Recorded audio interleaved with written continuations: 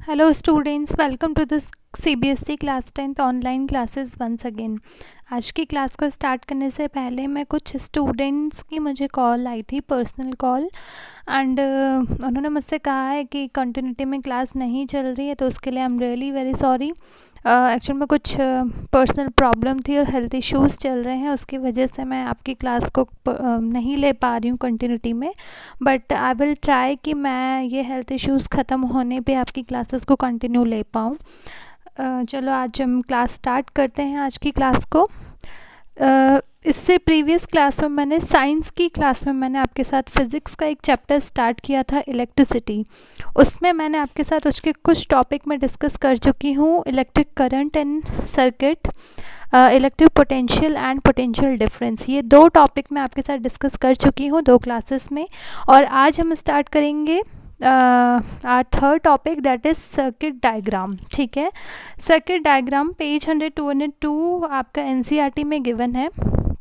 We know that an electric circuit as shown in figure 12.1 comprises a cell or a battery, a plug key, electric components and connecting wires। ठीक है, 12.1 ये मैंने आपके साथ notebook में भी share किया था आपको, मैंने जब ये इलेक्ट्रिक सर्किट आपको पढ़ाया था।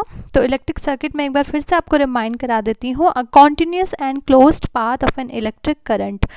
जब इलेक्ट्रिक करंट किसी भी आपका जो इलेक्ट्रिक करंट जहाँ से भी पास होता है आपका, तो एक कॉन्टिन्यूस और क्लोज्ड पाथ जो है उसी को बोला जाता है, जिसमें कि इलेक्ट्रिक करंट फ्लो हो, उसको बोला जाता है electric circuit.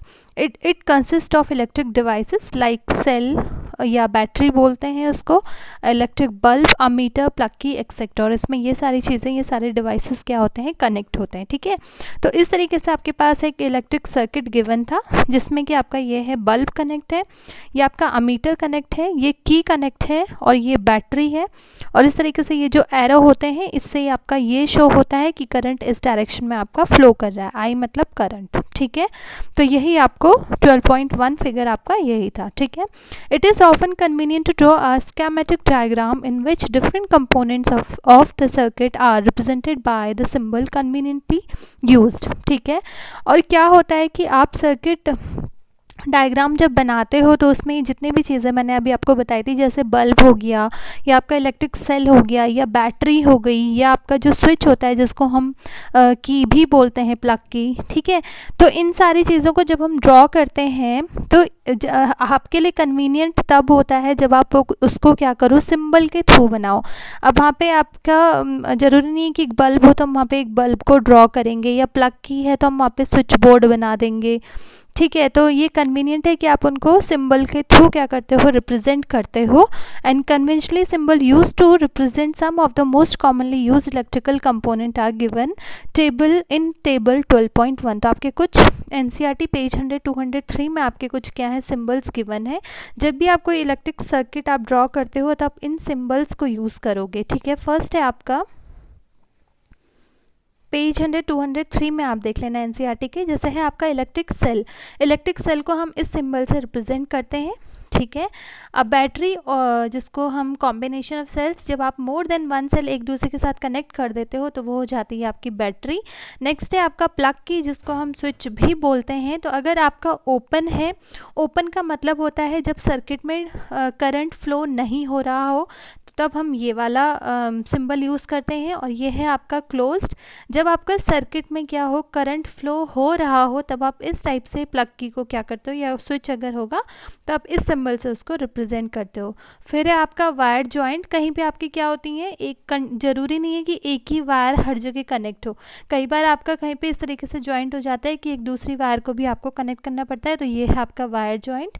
Wire crossing without joining, आपका अगर जॉइंट नहीं है और दो वायर इस तरीके से क्या कर रही हैं, एक दूसरे को क्रॉस कर रही हैं बिना जॉइंट के, तो इस तरीके से रिप्रेजेंट करते हैं। इलेक्ट्रिक बल्ब, जो कि बहुत इंपॉर्टेंट है, इस सिंबल से यूज़ किया जाता है, ये बहुत ही कम यूज़ होता है, नॉर्मली इस सिंबल से हम यूज़ करते हैं। रजिस्टर ऑफ रेजिस्टेंस आर, अगर आपका एक आपका रजिस्टर है जिसको आप आर से आप डिनोट करते हो, रेजिस्टेंस जब आप डिनोट करते हो तो इस तरीके से होता है।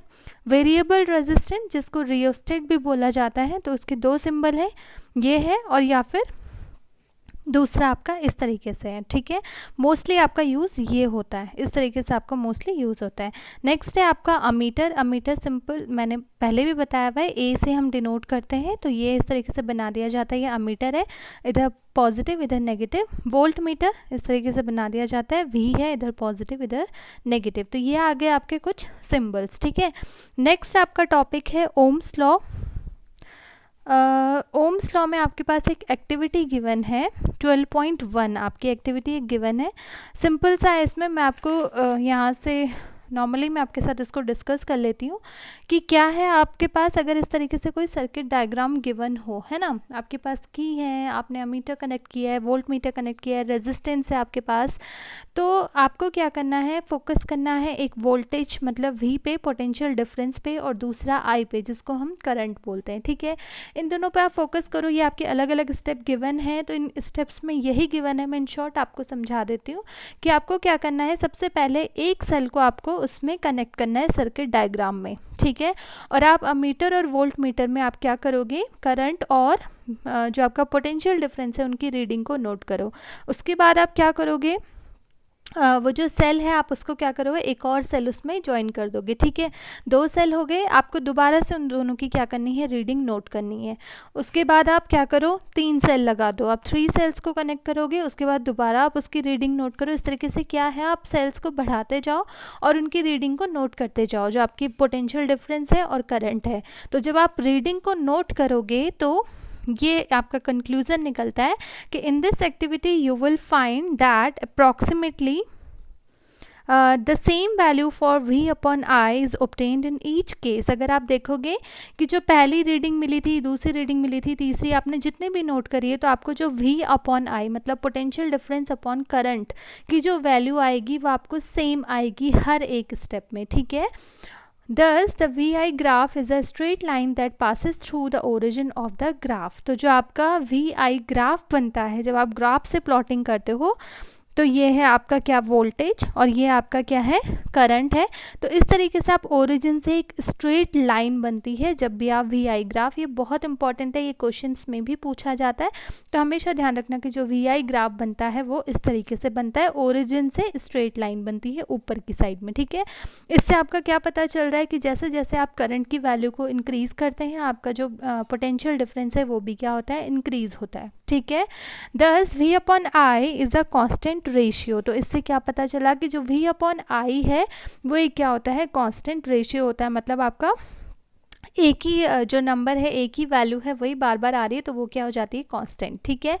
In 1827 a German physicist George Simon Ohm, एक 1827 में एक जर्मन फिजिसिस्ट थे जिनका नाम था जॉर्ज सिमोन ओम। उन्होंने क्या करा था, इस रिलेशनशिप को वेरीफाई करा था। उन्होंने सबसे पहले इस रिलेशनशिप को फाउंड किया था करंट और पोटेंशियल डिफरेंस के बीच में, ठीक है। The potential difference V across the end of a given metallic wire in an electric circuit is directly proportional to the current flowing through it. उन्होंने क्या नोटिस किया, क्या फाउंड किया कि जो आपका पोटेंशियल डिफरेंस भी होता है across the end of a given metallic wire, जो भी आपकी मेटेलिक वायर है उन दोनों के बीच में जितना भी पोटेंशियल डिफरेंस है, ठीक है, वो हमेशा डायरेक्टली प्रोपोर्शनल होता है करंट फ्लोइंग थ्रू इट। जो उस वायर से जितना भी करंट फ्लो हो रहा होगा उस करंट के डायरेक्टली प्रोपोर्शनल होता है। And provide its temperature remains same, और टेम्परेचर क्या होगा, हमेशा सेम रहेगा। This is called Ohm's law. इसी को क्या बोला उन्होंने, ओम्स लॉ, क्योंकि उनका जो सरनेम था वो ओम था, इसीलिए उन्हीं के नाम से लॉ बना है, उन्होंने फाउंड आउट किया था, दैट्स इस लॉ को बोल दिया जाता है ओम्स लॉ। तो सबसे पहले मैं आपको डायरेक्टली प्रोपोर्शनल का मतलब बताती हूँ। ये होता है आपका, आप सिंबॉलिक फॉर्म में इस तरीके से इसको लिखते हो कि V is directly proportional to I, ठीक है। ये आपका डायरेक्टली प्रोपोर्शनल का साइन है, और डायरेक्टली प्रोपोर्शनल का मतलब ये होता है कि अगर हम इसमें जो भी दो चीज़ें एक दूसरे के डायरेक्टली प्रोपोर्शनल होती हैं, उसका मतलब ये होगा कि अगर आप एक चीज़ की वैल्यू को इंक्रीज़ करते हो तो ऑटोमेटिकली जो दूसरी की वैल्यू होगी वो भी इंक्रीज़ होगी।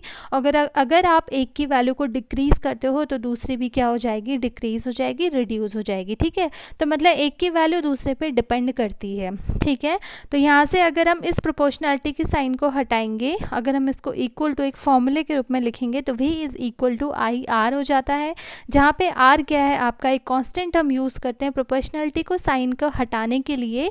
ये जो r है इसको यूज़ किया जाता है जो कि आपका कांस्टेंट है, और इस कांस्टेंट को बोला जाता है क्या, रेजिस्टेंस। ठीक है, तो ये फॉर्मूला बन गया है v is equal to I R, और ये आपके बहुत सारे न्यूमेरिकल में आपका काम आएगा, इसलिए आप इस फॉर्मूले को ज़रूर नोट कर लेना कि v is equal to I are.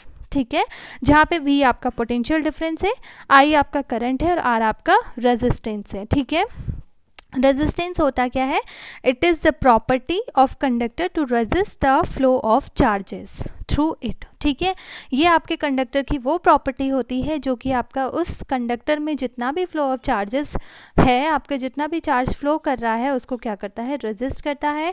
It's SI unit, जो उसकी एसआई यूनिट है वो क्या होती है, ओम होती है, ध्यान रखना। और ओम का सिंबल मैं, ये है आपका ओम का सिंबल, इस तरीके से आप सिंबलिक फॉर्म में उसको यूज़ करते हो। तो according to Ohm's law R is equal to V upon I हम बोल सकते हैं। अगर हम R की वैल्यू निकालेंगे तो V अपॉन आई हो जाएगी। नेक्स्ट आपके पास आता है 1 ओम। ठीक है, 1 ओम की डेफिनेशन पूछी जाती है तो 1 ओम होता क्या है, 1 ओम है सिंपल सा, if the potential difference across the to and of a conductor is 1 volt. अगर आपका क्या है, कंडक्टर के दोनों एंड के बीच का पोटेंशियल डिफरेंस 1 वोल्ट है and the current through it is 1 ampere, और जो करंट है वो 1 एम्पियर है, then the resistance R of the conductor is 1 ohm. तो ऑटोमेटिकली जो आपका रेजिस्टेंस निकलेगा उस कंडक्टर का वो कितना निकलता है, 1 ohm. That is 1 ohm is equal to 1 volt upon 1 ampere. इसको भी आप नोट कर लेना कि 1 ओम क्या हो जाता है फिर, 1 वोल्ट अपॉन 1 एम्पियर। ठीक है, it is obvious from equation 12.7। अच्छा, ये जो I is equal to V upon R, या हम R is equal to V upon I, या simple V is equal to I R, दोनों जगह से आपका सारी जो इक्वेशंस बन रही है वहाँ से आपका क्या है, सिंपली ये चीज़ ध्यान रखना कि current through the resistor is inversely proportional to its resistance. जो करंट होता है वो रेजिस्टेंस के इन्वर्सली प्रोपोर्शनल होता है, inversely just opposite of directly. ठीक है, डायरेक्टली में मैंने आपको बताया था कि एक चीज़ अगर आपकी एक की वैल्यू अगर इंक्रीज़ हो रही है तो दूसरी भी इंक्रीज़ होगी, और एक की वैल्यू अगर डिक्रीज़ हो रही है तो दूसरे की भी डिक्रीज़ होगी। इसका अपोजिट इन्वर्सली प्रोपोर्शनल है, जिसमें क्या होता है कि अगर एक की वैल्यू आपका इंक्रीज़ हो रही है तो दूसरे की वैल्यू क्या होती है, डिक्रीज़ होती है। तो I is equal to V upon R से क्या है, जो I है वो V के तो डायरेक्टली प्रोपोर्शनल है, लेकिन जो आपका डिनोमिनेटर में होता है वो उसके क्या हो जाएगी, इन्वर्सली प्रोपोर्शनल।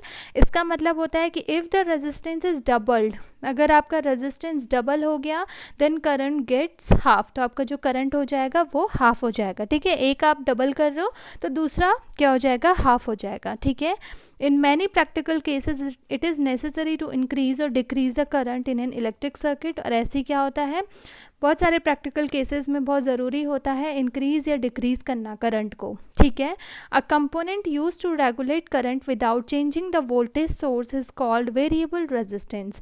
और ध्यान रखना, एक कंपोनेंट यूज़ होता है किसके लिए, करंट को चेंज करने के लिए, करंट को रेगुलेट करने के लिए, विदाउट चेंजिंग द वोल्टेज, मतलब ताकि वोल्टेज में कोई असर ना पड़े, वोल्टेज की वैल्यू चेंज ना हो और हम करंट की वैल्यू को रेगुलेट कर पाएँ, तो उसके लिए कंपोनेंट यूज़ होता है, उसको बोला जाता है, एक डिवाइस यूज़ होता है जिसको बोला जाता है क्या, variable resistance. In an electric circuit a device called rheostat is often use to change the resistance in the circuit. और किसी भी इलेक्ट्रिक सर्किट में एक डिवाइस जिसको बोला जाता है रियोस्टेट, उसको यूज़ करते हैं क्या, change the resistance in the circuit. ठीक है, रेजिस्टेंस को चेंज करने के लिए यूज़ किया जाता है आपका रियोस्टेट। ठीक है, तो ये आपका हो गया ओम्स लॉ, यहाँ पे ख़त्म हो गया है। नेक्स्ट में आपका पास ऐसा कुछ है नहीं, नेक्स्ट टॉपिक है, लेकिन मैंने आपके ये कुछ नोट्स आपके लिए प्रिपेयर किए हैं, उसको आप नोट कर लेना। ये आपका ओम्स लॉ में मैंने इसका स्टेटमेंट लिखा हुआ है, सिंपली जो आपके बुक में ही गिवन था कि at constant temperature the potential difference V across the ends of a given metallic wire in an electric circuit is directly proportional to the current flowing through it. ठीक है, ये आपका symbolic form में इसको लिखते हैं, ये आपका फॉर्मूला बन जाता है, ध्यान रखना। वोल्टेज, पोटेंशियल डिफरेंस, आई आपका करंट हो गया और आर आपका रेजिस्टेंस हो गया जो कि कांस्टेंट होता है। और रेजिस्टेंस की डेफिनेशन भी मैंने लिखी हुई है कि it is the property of conductor to resist the flow of charges through it. इसकी एसआई यूनिट होती है ओम, ठीक है। और आर का फॉर्मूला, जो रेजिस्टेंस का फॉर्मूला होता है, वो होता है आपका V/I, ठीक है। ये आपका फॉर्मूला बन गया। 1 ओम की मैंने यहाँ पे डेफिनेशन लिखी हुई है, ये भी आपका सिंपल वही है कि if the potential difference across the two ends of a conductor is 1 volt and the current through it is 1 ampere then the resistance R of the conductor is 1 ohm. ये आपकी 1 ओम की डेफिनेशन है। Next मैं आपके साथ next topic discuss करूँगी next class में। आज के लिए इतना ही है, थैंक यू।